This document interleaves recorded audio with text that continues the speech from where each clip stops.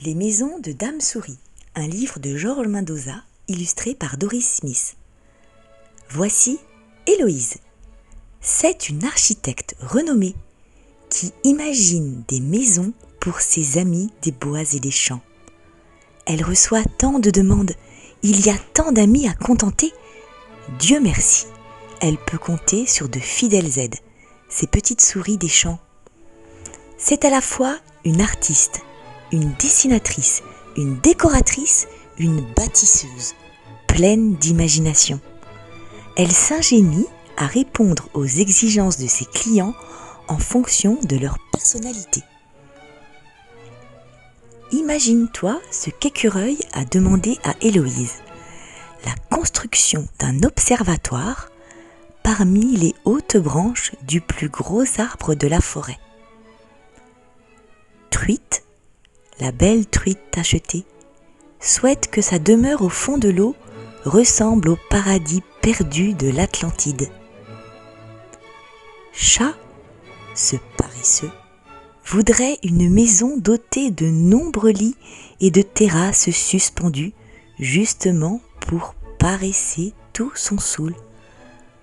Dans l'opinion d'Héloïse, mieux vaut paresser que chasser les souris. Sur la pelouse, Taupe et Héloïse se livrent à d'interminables parties de croquet. Dans ses précédentes maisons, Taupe cherchait toujours le moyen de remonter à la surface sans se salir et sans faire de dégâts. Ici, bravo pour Héloïse et ses trouvailles. Fini les entrées et les sorties à tâtons dans la terre. Renard ne demande pas autre chose qu'un terrier confortable, un lieu de repos après une longue journée de courses et de ruses.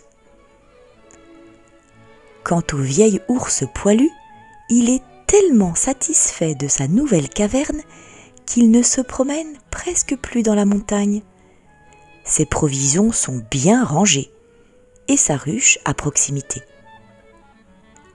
Lapin, jardinier infatigable, a prié Héloïse d'aménager sa maison en garde-manger.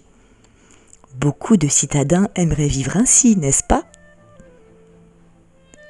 Grâce à l'imagination d'Héloïse, Vert loge maintenant dans la maison de ses rêves. Il peut y faire la sieste, bercé par la brise, et ses songes ont le parfum savoureux des fruits mûrs. Héloïse a construit pour Lézard une superbe villa de bord de mer, d'où l'on admire le lever et le coucher du soleil. À la belle saison, la résidence sur pilotis de Grenouille connaît un fantastique succès auprès de ses amis et connaissances. Peut-on imaginer un site plus agréable pour se reposer au soleil et apprendre à plonger ? Araignée habite maintenant un piège à musique. À la batterie, elle s'en donne à cœur joie, accompagnée au saxo par Dame Souris. Méfiez-vous, mouches, moucherons et moustiques, de leur rythme endiablé. Hibou, qui plane la nuit sous l'œil de la lune, peut distinguer les comètes les plus lointaines, et cela grâce au télescope que lui a installé Héloïse dans la vieille tour par elle aménagée. Cochon est d'un naturel extrêmement prétentieux. On dirait qu'il se prend pour le roi soleil. Regarde cette armée de jardiniers qui travaillent dans son parc pour aménager les massifs et les plates-bandes. Et la demeure a une somptueuse allure de château. Loutre possédait autrefois une cabane assez vermoulue. Elle a dit à Héloïse : « Saurais-tu la transformer en un solide pavillon où tout serait prévu pour le plaisir de la pêche ?» Et voici le résultat.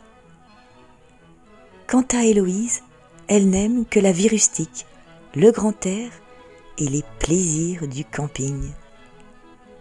Et toi, qu'en penses-tu ?